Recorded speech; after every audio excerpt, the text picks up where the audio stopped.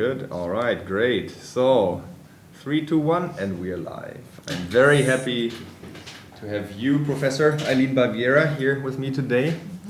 You are a political science professor at the University of the Philippines, and you are an expert actually on regional security topics and above all China as well, right? At the same time, you are heading the think tank called APPFI, the Asia Pacific Pathways for Progress Foundation, and yeah, you're a very busy person. Whenever I talk to foreign policy experts or practitioners, your name always comes up. So I think you've been the mentor to at least, I don't know, like 80% of the foreign policy establishment here. So that's kind of my impression. So I'm very thrilled to have you here today. I'm happy to be here. Great. Why don't you just tell me a little bit about your core interests, academic and otherwise, and what got you into teaching the topics you teach? Okay, yeah. Well, my training is both in political science and area studies. That's why I've been a bit focused on China from a very multidisciplinary perspective, the politics, the economy, the society and culture as well.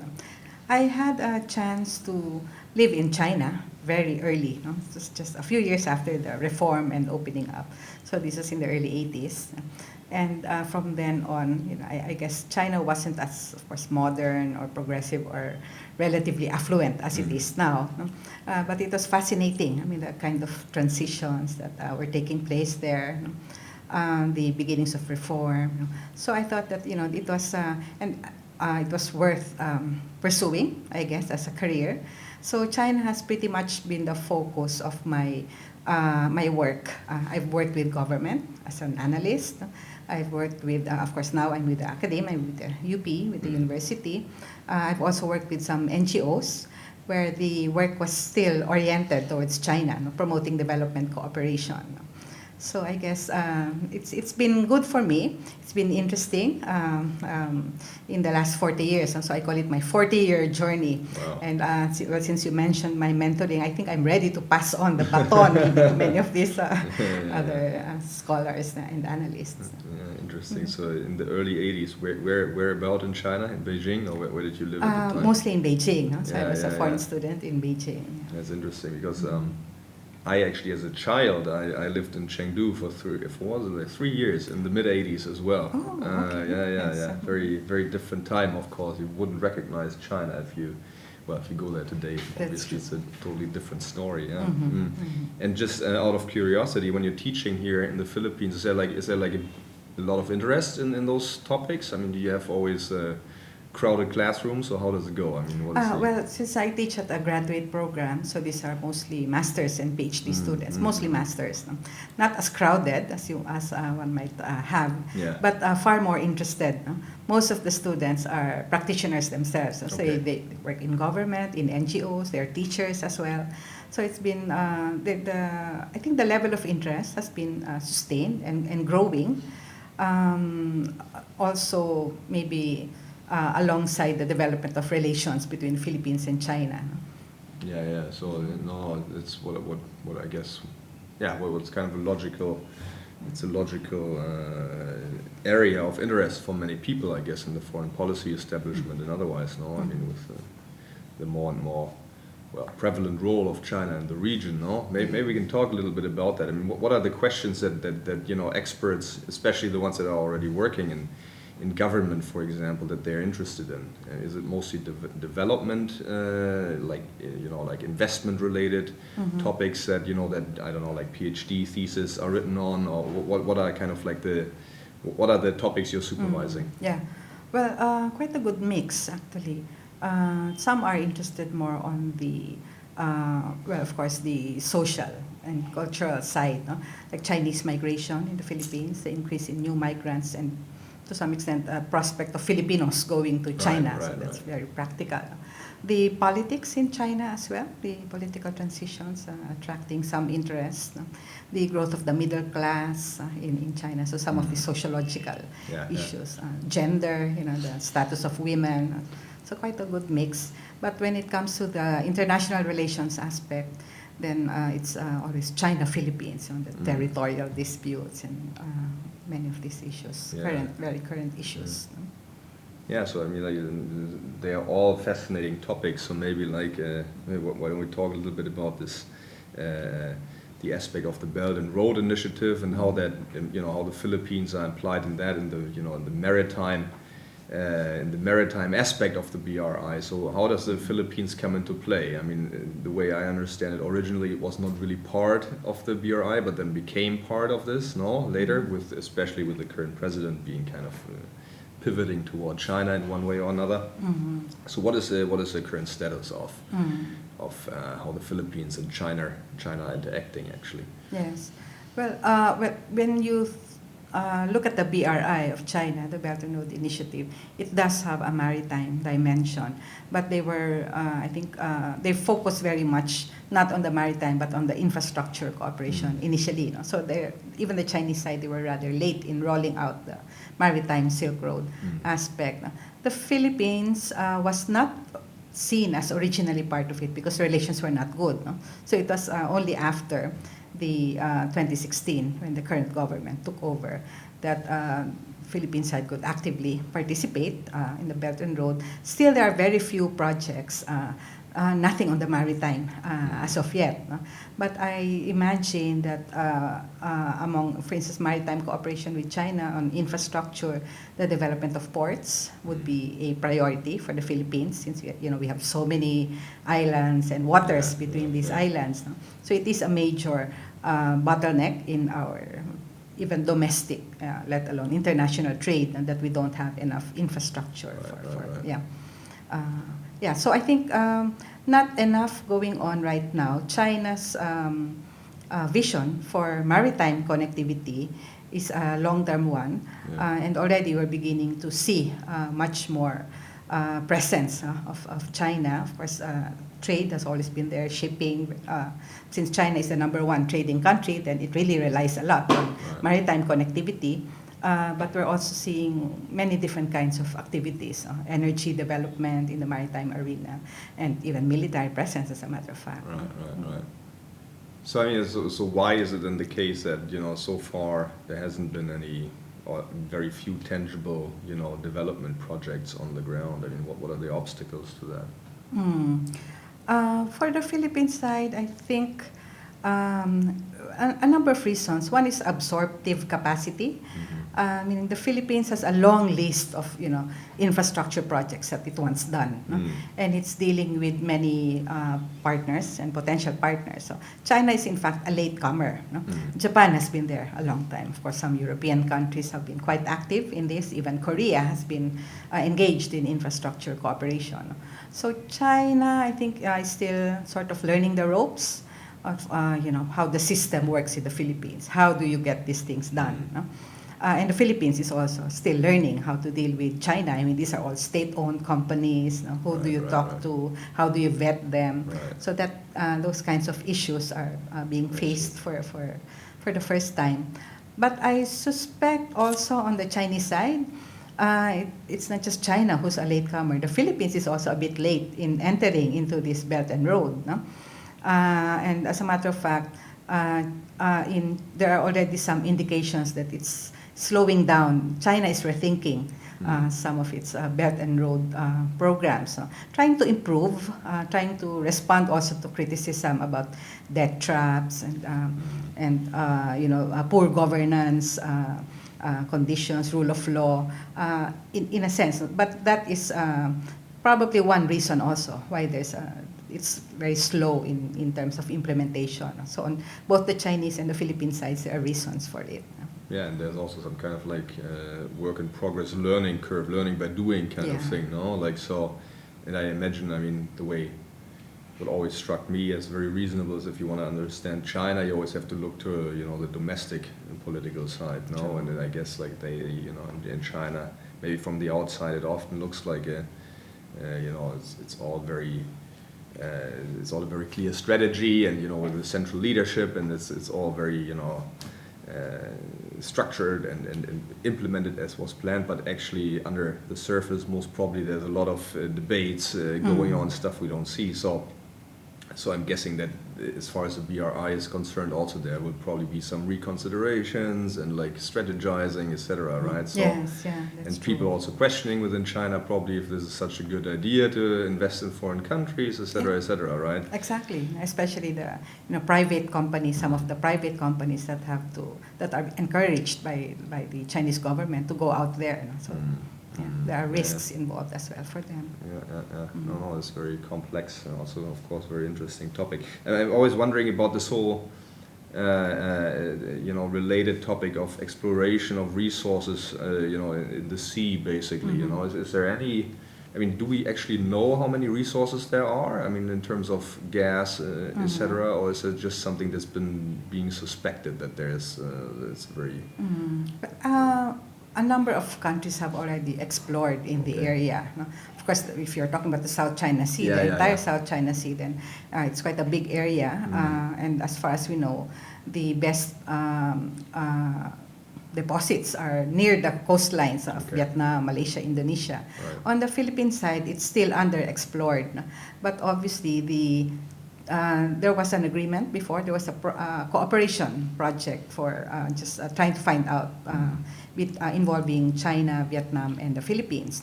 We don't know the final outcome of that research that they did. No? Okay. But apparently, China has sustained interest. So maybe from their perspective, it's going to be well worth the investment, no? Outside of the sovereignty and the territorial issues. No? There have been some estimates also from American sources, right. but there's no way of really finding out how much exactly, because it's not explored yet.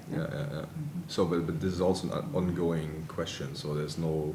I mean, is there any agreement as to between the Philippines and China, for instance, as to how to go about this? I mean, is there any plans or is it all in limbo, kind of? I think in recent months there have been some developments. No? Okay. So the oil companies of both sides have been talking about this. There was some mention of an MOU that was already signed. Some working groups that are trying to flesh out the details of this contract. No? On the Philippine side, of course, this is very sensitive to public opinion, given the history of the relations in recent years. So, and issues of constitutionality. Sure. So those will, but I think my sense from talking to some of the people who look at this closely, is that we're closer to a solution now than in the past. No? Okay, interesting. I mean, also still speaking about China and the Philippines, we just said the Chinese strategy is probably it's a work in progress. It's very complex, many different sides. So what about the Philippine overall strategy? Is there one? I mean, is this pivot towards China, this kind of, and also Russia, I guess, in some sense, and a bit like moving away from the United States under the current government? Is that really something that happened, or is that still, or was that more rhetorical kind of move? And in reality, there's not so much going on. I mean, in terms of actual. Treaties, etc. How would you describe the current? What's the Philippine strategy, if there is one? Oh, yeah, that's a good question.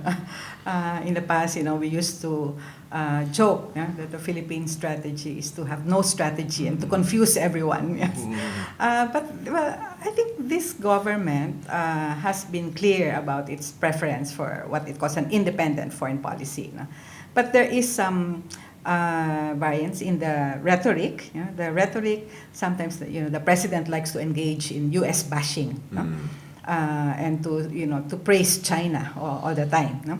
On the other hand, if you look at what is happening on the ground, I think relations with the U.S. proceed. Of course, there have been some adjustments in terms of priority and some of the forms of. Especially military cooperation, which is a very big dimension of bilateral ties with the United States. No? But pretty much the cooperation has been sustained. No? I think the interests, I guess, bottom line is when you look at the interests of the Philippines, given the external environment, there's really not a good sense of stability or security. So it's important to diversify, to continue to have good relations, especially with the big powers. No? And yeah, so it's not only China, but U.S., Japan, and this new relationship with Russia. So what about this particular aspect? What is this new relationship with Russia? I mean, what are we talking about here? Yeah, well, it's in the very early stages because pretty much, even after the end of the Cold War, the Philippines had no reason to really pursue close ties with Russia. And perhaps on the Russian end, it was the same. No? But now, I think on the Russian side, given the poor relations with the rest of Europe, maybe, or with much of Europe, they need to look towards Asia and try to build their influence there, which is what big powers do. No? On the Philippine side, on the one hand, perhaps consistent with this bit of distancing from the United States or reducing reliance on the United States, then Russia can come in as in some way a balancer. But this is really early stages. No? Right. It's all notional rather than concrete. No? Over the long term, maybe even a balancer to Chinese influence in the region. No? It's new for the Philippines, but it's not new for many of our neighboring states. Many of them have had more normal, more well-rounded relations with Russia compared to the Philippines. No?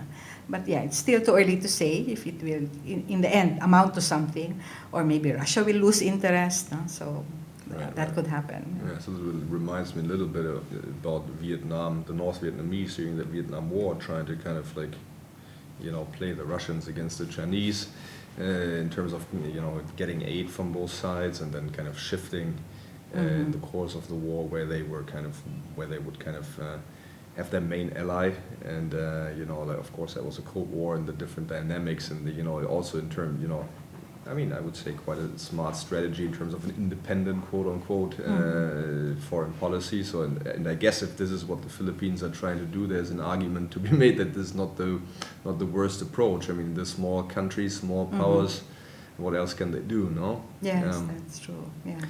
Now, of course, there's always also a flip side to that, but yeah.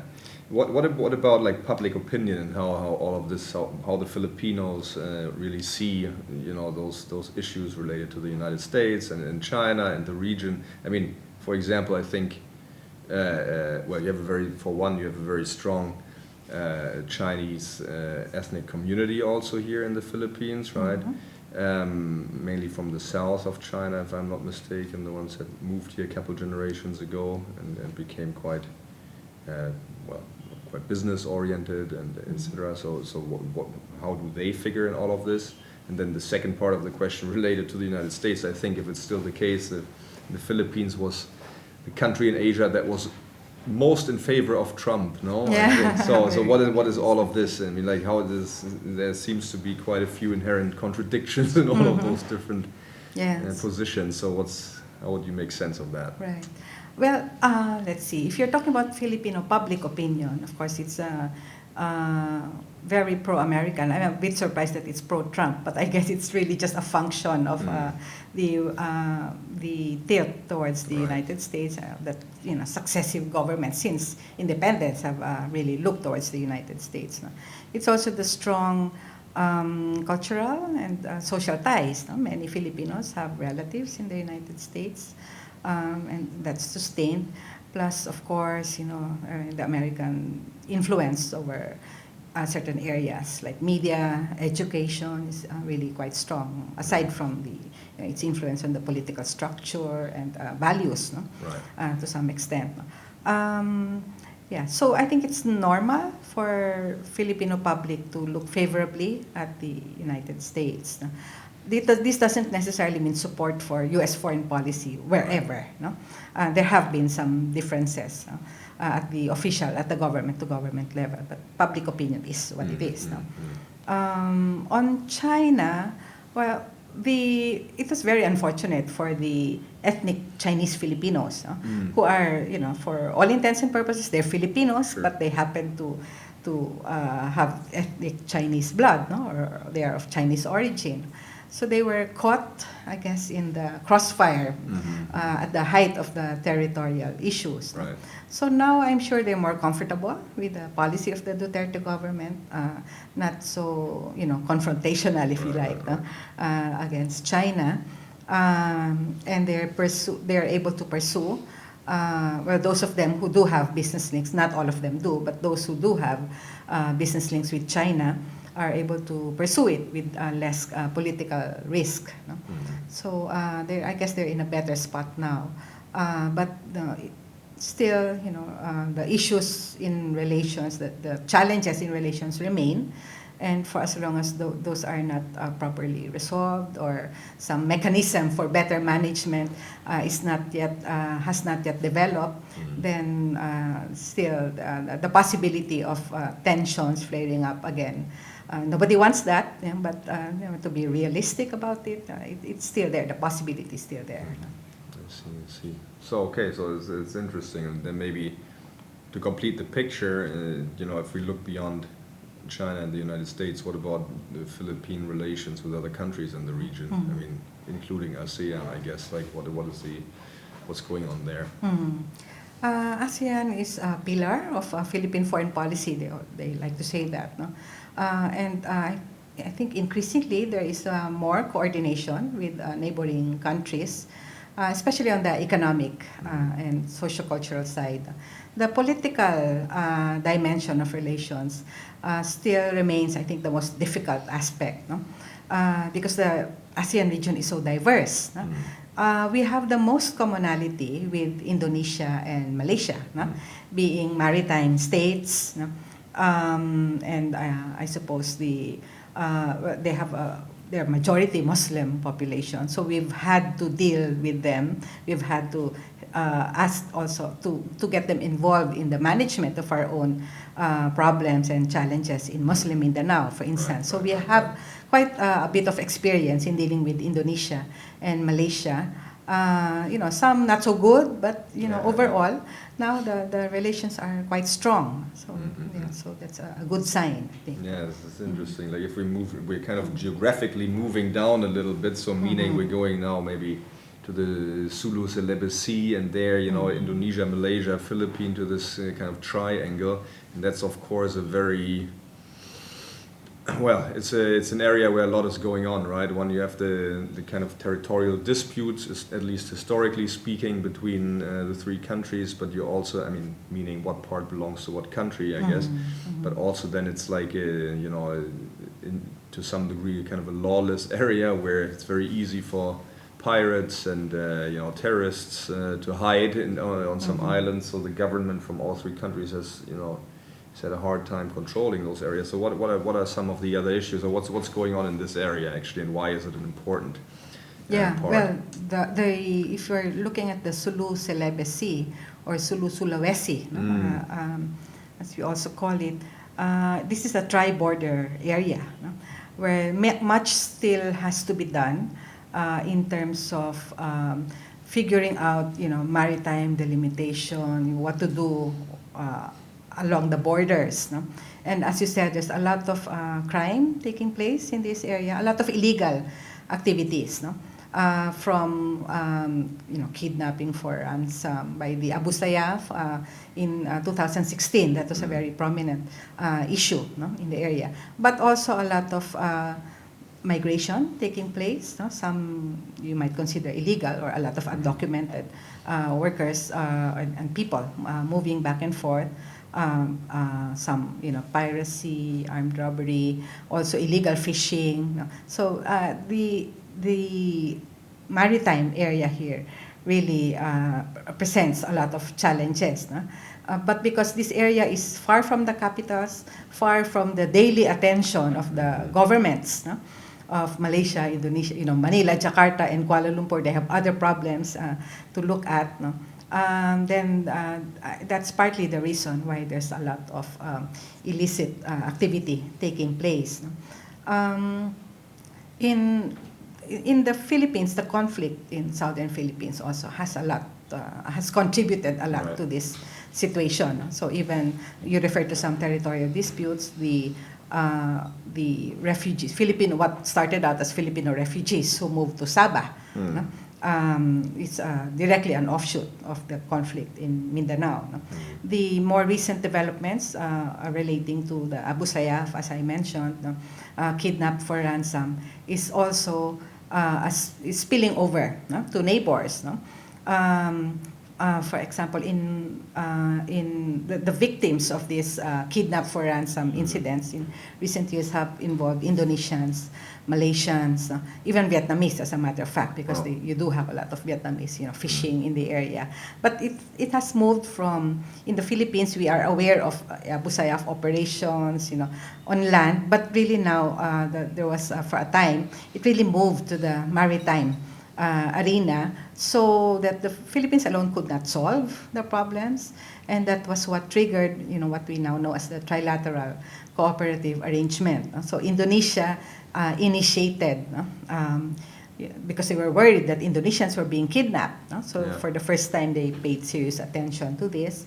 Malaysia also, there was sort of this convergence of interest among the three countries to work together to try to at least to address those issues of criminality, and most especially terrorism, I think, was a major concern. That's very interesting. Yeah, so you mentioned the Trilateral Cooperation Agreement, the TCA, between the three countries. So what year did that come about, and what is the current status of that? Yeah, well, the implementation of the agreement, I think, started in 2017. No? It was discussed the year before because of the sudden spike in kidnap for ransom and terrorist incidents in the area. So right now, it has been implemented only for a few years, but with what has been observable is the sharp decline in the incidents of crime in the area. So most people consider it as it's a success story. No? The agreement itself is, it was, let's see, the main players here, the main actors, no, who negotiated and who are implementing, are the militaries. So it's not high-level national government. It's the Philippine Navy with their counterparts in Malaysia and Indonesia. No? And in some sense, that has attributed to its success, no? Because it's very functional. These are people who definitely share the concerns over security. They're fast decision makers. It took only 10 months to negotiate the agreement and to talk about how to implement it. No? Considering that there are still some issues, for instance, between Malaysia and the Philippines. The Sabah question is not entirely resolved. Between Indonesia and Malaysia, you have the Ambalat. They do still have some tensions there in the Ambalat area, but which is in the Sulu-Sulawesi zone. But still, they're able to set aside these territorial tensions, and we're convinced that the only way to really help reduce these problems, these security challenges, is to cooperate. So that's a good sign. It's not only about addressing the crime, it's also about building confidence among each other, learning to work together. So the benefits of that, hopefully, if this is sustained and this cooperation continues to grow, then the benefits could be for other issues as well. No? Absolutely, no. I mean, like nothing is as good as a success story. Something, right? So that that's something that you can see, something that you can, that's tangible, something that like easily creates more success. If it's just a plan on paper and then it never gets done, then people stop believing in it. And also, it's good that this is happening. But I mean, how can we imagine this is actually taking place on the ground? Are the different commanders saying, okay, look, we're going to take our ship and we go here and you go there, and then we try to see what we can come up with? And how does it work actually? Yeah, exactly. They have the navies are involved, as you said. They have some coordinated patrols, you put your ships out there, we will put ours. We patrol each other's respective areas and then meet up and exchange information. That's one.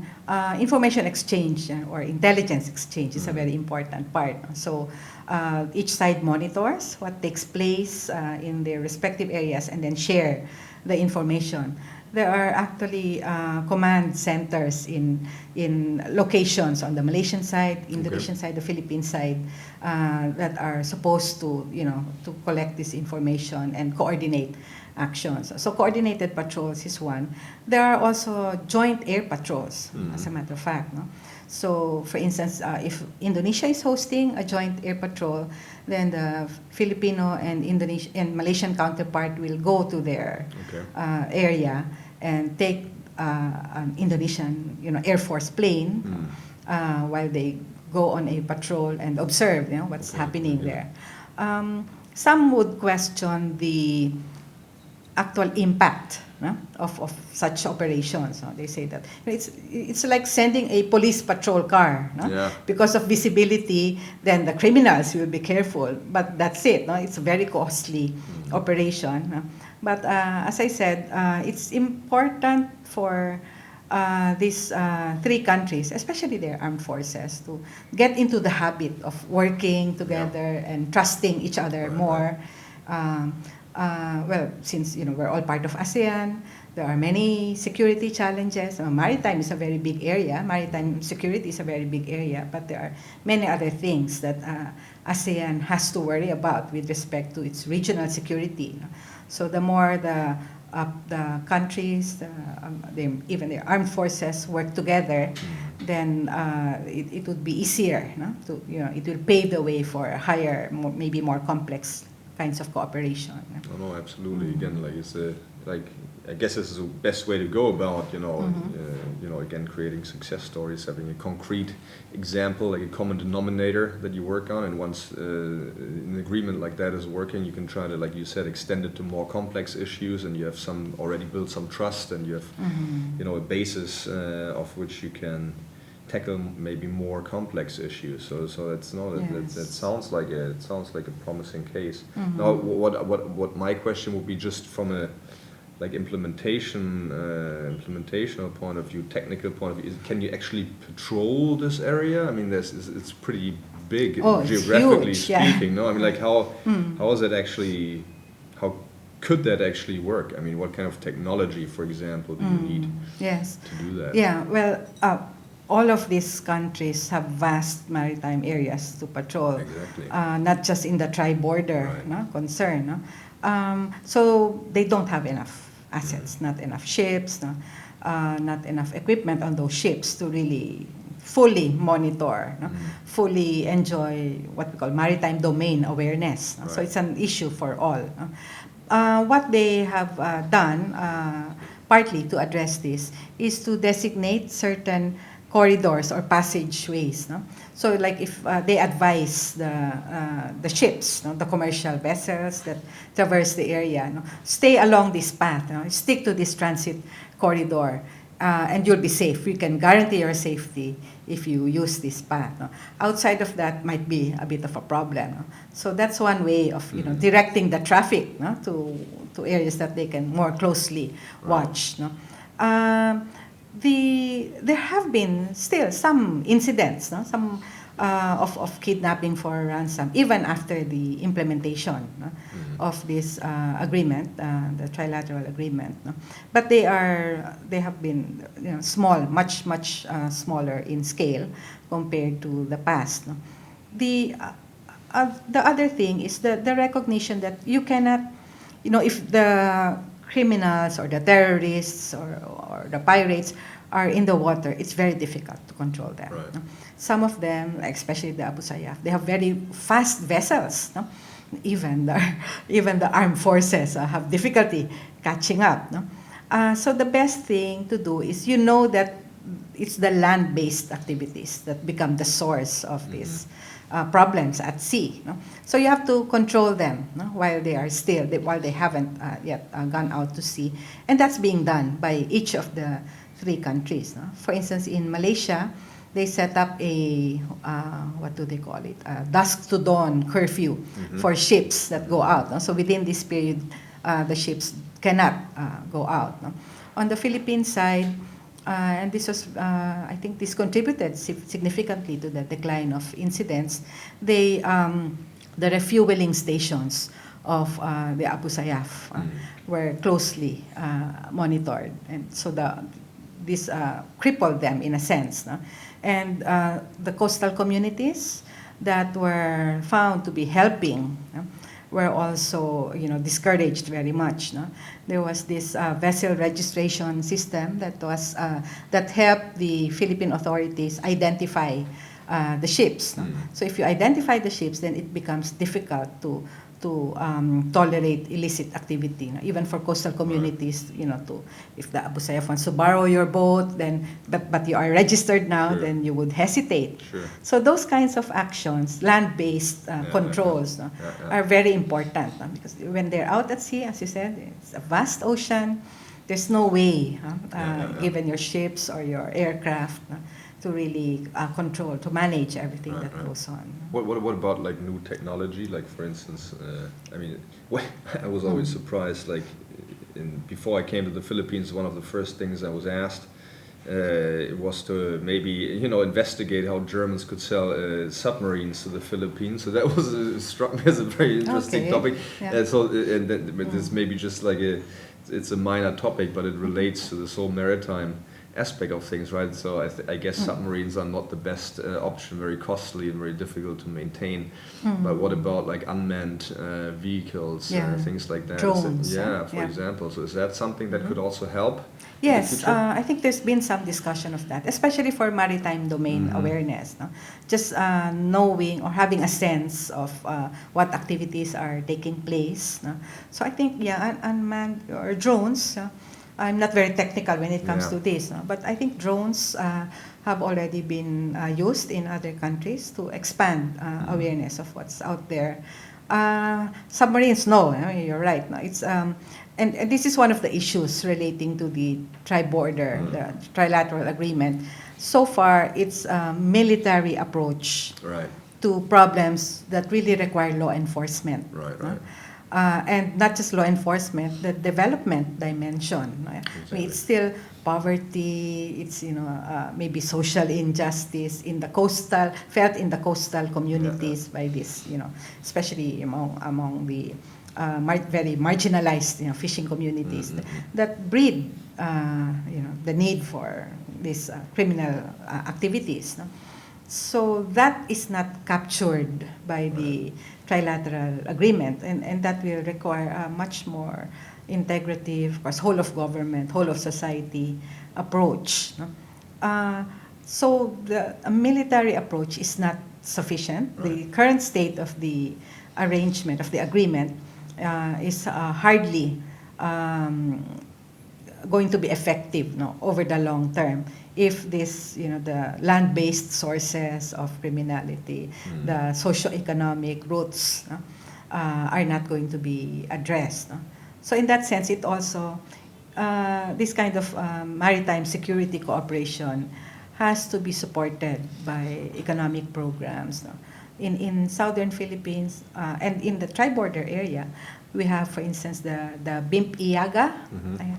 It's the Brunei, Indonesia, Malaysia, Philippines, East ASEAN growth area. It's an old concept of sub-regional economic integration for these provinces, islands that are on the fringes to work together to help boost their economy, reduce poverty, also as a way of addressing security issues. No? On the Philippine side, now that we have BARM, the Bangsamoro Authority, so hopefully there will be more synergies between the security approach and the development approach at the local levels. Yeah. That makes a whole lot of sense. I mean, at the end, you cannot separate the two from each other. No, I mean, like this is just. It goes without saying. I mean, like related to the challenges, I mean, what I would be interested in is also this whole question: to what extent is the main issue a criminality issue, and to what extent is it terrorism? I think earlier this year, I mean, of course, with this whole Marawi incident that really brought this to the forefront, I guess, this whole concern with terrorism. And then we had reports also earlier this year that, some of the ISIS fighters were slipping, looking for new areas where they could, stage the operations and basically hide with, Syria, with them losing their territories and etc. So, is that really a main concern, this terrorism-related issue, or is it more like this kidnapping for ransom and things like that? Yeah, I think after the siege of Marawi, it became a more prominent issue. And of course, for Southern Philippines, because we're Muslim Mindanao, we're basically just getting started with the BARM. There's better prospects of peace and development in the area. Now we have to contend with this, the spillover also of these ISIS issues. The siege in Marawi, as you recall, was started by the Maute brothers, who consider themselves ISIS affiliated. In Indonesia, Malaysia, they have, like the Philippines as well, many fighters who fought in Syria, in Afghanistan. So now these people are starting to return, as you noted. So there's a serious concern on, many of them are young, idealistic, and they have nothing to go back to. They miss their chance to fight in Syria, so they want to test the skills that they have trained for.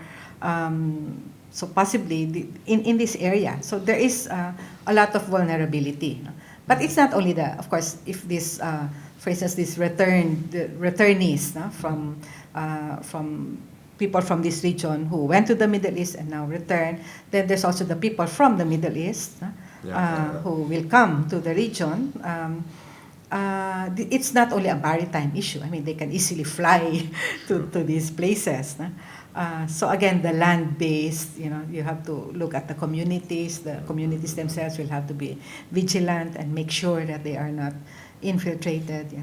So yes, it is a major concern. What happened in Marawi conceivably can happen again in the Philippines, or worse, in Indonesia, in Malaysia, where you have, I guess, a larger mass of potential, I guess, violent extremists or whatnot. So, speaking about the Philippine side of things, what are the critical components you think that are needed to, for instance, tackle, trying to work toward de-radicalization of the ones that are, for example, returning the young fighters you mentioned, or even better, or even probably more promising, preventing people from becoming radicalized in the first place. What are the components, that are specifically important in the Philippine context? Is it how the BARM will work out? Is that like an important aspect, or? Yeah. Institutionally, I suppose, yes, because many people put their hopes in a more successful experience with autonomy this time. No? We've done it before. We've failed at many things. So hopefully people have learned from their mistakes. No? So governance is always a very big important. No? So very important. And now BARM will be in charge of many of these local governance issues. No? So we wish that the BARM will work this time. Aside from that, yes, livelihood, certainly,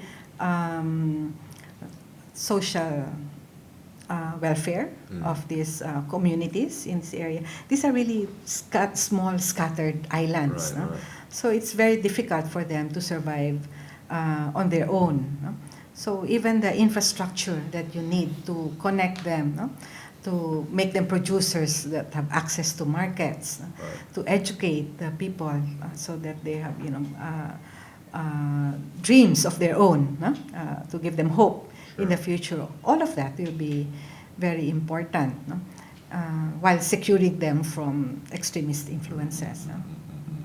Yeah, so in the end it's about increasing your chances in providing a perspective to people and decreasing, the vulnerability to outside radical influences and that can take advantage, especially of the groups that, don't feel supported by the government and are easily radicalized, I guess. But of course, it is a very, very challenging task to do. Very. Yes. It's easier said than done, of course. and most probably you also have to have a strong military component in all of this. It doesn't solve the problem at its root, but it's something where probably at some point, the people who are already radicalized and taking up arms, what are you going to do other than finding some kind of security related response? And also it's multi-level, it's kind of like, for lack of a better metaphor, it's a little bit like when you have a serious disease like cancer or something. You try to prevent it from spreading at the same time. What do you have to do with the cells that are already infected? You have to cut them out, I guess. So exactly. So yeah, but anyway, it's a complex issue again. So like shifting questions a little bit to a different angle. That's of course something that I'm interested in a lot. With us being a German foundation and being of course also very much related to the European Union and its perspective or its on foreign policy and on this area here in particular. So how does let's say the European Union and then as part of this Germany come into play, if at all? Are we? Yeah, what's your take on this? Are we just outside observers who are, commenting from the sidelines like the Monday morning quarterback, or are we needed in any way? Of course, you are needed. I think everyone really relies a lot on support from the international community and EU very much, as well as the individual countries that make up the European Union. And they have already been playing a role. Of course, in development assistance, helping communities. So I think that will continue to be a challenge. We're planning to have another event early next year that will look more into the local conditions in the BARM region to get a better sense of what the region needs and how to move forward with the international cooperation dimension of that. Europe has been very distracted, I suppose, by many issues. Yeah, of course, there's Brexit, there's Russia and Ukraine, there's Syria. So my sense is maybe not enough attention is devoted to our part of the world, to Southeast Asia. Terrorism is a common concern, but good governance, rule of law, the development of democracy, of course, especially since we're looking at a region that has been, marginalized for so long, still has to move out of many of the feudal practices, So those are issues, I think, where EU can play an important role. Education, training of young people to help govern this region. This is going to be a generational struggle. It's been a generational struggle, but if we can, anybody who can contribute to making things better, and I think EU is also seen as a more neutral actor in many ways, no? And you're far away. Ironically, if the partners are not so invested, not economically, but are not so politically or ideologically invested, then there's more trust. No? True. Yeah, so I think EU is important in that sense. No? It's not only Mindanao or the trilateral maritime security cooperation, but broader regional security and development concerns. This sounds like you're in favor of this honest broker approach, which makes a lot of sense to me as well. No, exactly what you said. I'd agree 100%. In the sense, of course, the European Union needs to find a common foreign policy, and it's very difficult if the member states are not willing to really give up their national foreign policies in a sense, or at least shift some of the important decisions more to Brussels and to then keep them in their own capitals, which is of course something that no member state is really very keen on doing, I guess. but I would still, yeah, I mean, like the big issues that we're dealing with, like terrorism, but also things like climate change, for example, those are all like global issues, and I think if if we have any chance of finding good solutions, then then everybody needs to realize that they're sitting in the same boat, so to speak, and I think this is really something where a perspective like the one of the EU in this region comes in could be very useful. Yes. Because you need maybe some players who can mediate between certain countries or vested interests, and I think if you look at our history in Europe, it's an ongoing project, like you said, with many hurdles, and like Brexit is just the latest one, and but in the end it's something about what we've been doing is agreeing to disagree in many cases, and finding a common denominator, and trying to work on our common identity and overcoming the differences, etc. So this is essentially what Europe is about, the European project. So I think this is something that, I mean, there's definitely some lessons to be learned regarding what to do and what not to do. So and for ASEAN as well, no? Yeah, because right. Europe and ASEAN are now the torchbearers of multilateralism. Exactly. So if we succeed or fail, I mean, it's going to matter a lot. No? So exactly. especially in this, we're in a period where you have much geopolitical competition among the big powers. So where does ASEAN, or Europe, Philippines, and Germany, fit in? Absolutely. No, I agree 100%. Of course, it's a bit unfortunate that in some of the countries, I think the EU feels a bit unappreciated about its efforts, about what it's trying to do. What's being perceived by countries as meddling in their internal affairs and stuff like that, which is, I think, which to some extent, I mean, is understandable, because no sovereign nation wants to be, again, wants to have foreign influence that's kind of meddling in their internal affairs. But on the other hand, I think, me personally, I honestly believe that the European Union is trying to be an honest broker, and is trying to work toward a common greater good in many cases. I mean, basically with the projects it's supporting. So yeah, that is, of course, if agreements don't come forth, and aid is kind of stuck somewhere, and is not released because of political tension, that's very unfortunate. I think it doesn't help anybody. So yeah, I'm hoping that in the various countries where this is the case, that that solutions are being found. Yeah, well, of course, even in the Philippines, there's sensitivity to this so-called interference, pushing of norms, and I guess this is expected. They do belong to different cultures, but it's important to focus on the convergence. No? Exactly. Yeah. Yeah, no, that's very interesting. So what do you think, if you look like to the next, let's say, 5 to 10 years, what do you think will be the big issues? I mean, is it what we just talked about, this kind of regional security concerns, or is it like something like climate change, for example, going to change the whole equation? Because I guess migration, also security-related matters, could change dramatically. If for instance, some areas can't live in them anymore, and people start to move, that will change, I guess. Right. Yeah, it's a big question. Of course, my own studies, I rather specialize on regional security. So maybe I'm not the best person, but I do imagine that climate is the issue for it's a planetary concern. Right. So how can we not cooperate to address this? Global governance also, there's been more discourse on this. I mean, who sets the rules for the international community to follow? No? What norms can we agree on? No?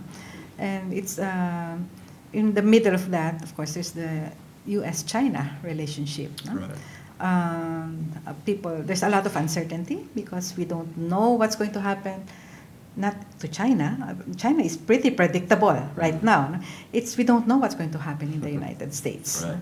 That's causing many people to worry about global governance. Right.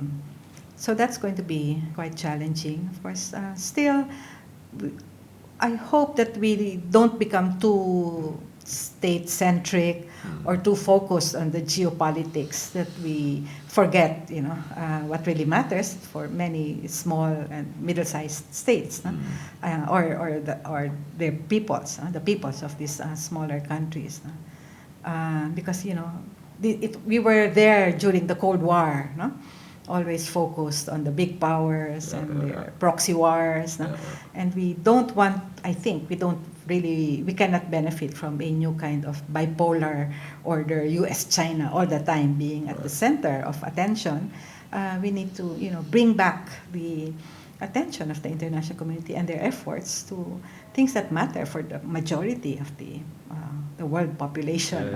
And especially with global concerns and like climate change, where if the two countries that are kind of the main focus, China and the United States, are not really doing the policies that are helping us to get a grip on climate change, if that's even still possible, then what are we going to do? No, so you're kind of being taken hostage by their ill-advised policies. So that's very unfortunate, and makes it even more important, I guess, for smaller countries to kind of try to, as much as they can, counterbalance that, no? Yes. To some extent. Yes. Or work in those countries with the forces that are more, leaning toward reasonable Right. policies. Yeah, of course. But no, there's a lot of uncertainty, of course. So, given this rather complex context, what you personally, what do you intend to focus on in your work? Oh, my work. Well, I guess I've trained as a China specialist, so it's really just expanding. China has become even more important globally. No? So it's not just in the region anymore, but globally. So I think that will continue to be part of my work. But this maritime security, because it's very real on a day-to-day basis. No? I guess as a person who has looked at the region and international relations both, my fear is that I have become less rooted in the Philippine realities, what's happening on the ground. No? Right. And that doesn't make sense. No? For me, I think I need to focus more on how the domestic political situation is influenced by international factors and vice versa. No? So to make it better rooted to Philippine conditions. That's one. Regionalism, especially the political security cooperation in Southeast Asia, is very important. How they respond to the big powers as well. Yes. Yeah. What I would like to see, but I don't think this is feasible, is more connections between parts of the world that are not well connected, right? For instance, Asia and Africa. There's not enough really going on there. No? Latin America is very, it's also many countries there are really have an uncertain future, and trying to understand more the implications of these developments in other parts of the world, on Asia, and on the Philippines, on international relations more generally. So we'll never run out of research topics. No, that sounds like you're going to have your hands full. It sounds very... Yeah. Well, thank you so much. It has been a very interesting talk. Thank you very much. I enjoyed it a whole lot. And all the best for your projects. Yeah, thank you very much. I enjoyed it as well. Thank you, Professor Baviera. It was very up to date and very well thought through and accessible how you answered the questions. I hope accessible. No, That very was good, my very good. concern while I was talking. No, I thought it was very good. Very good. Exactly what I had in mind. Okay, that's Thank you great. so much. Great. You're such a good facilitator. So Time flew. Right, no? It was very going from very natural.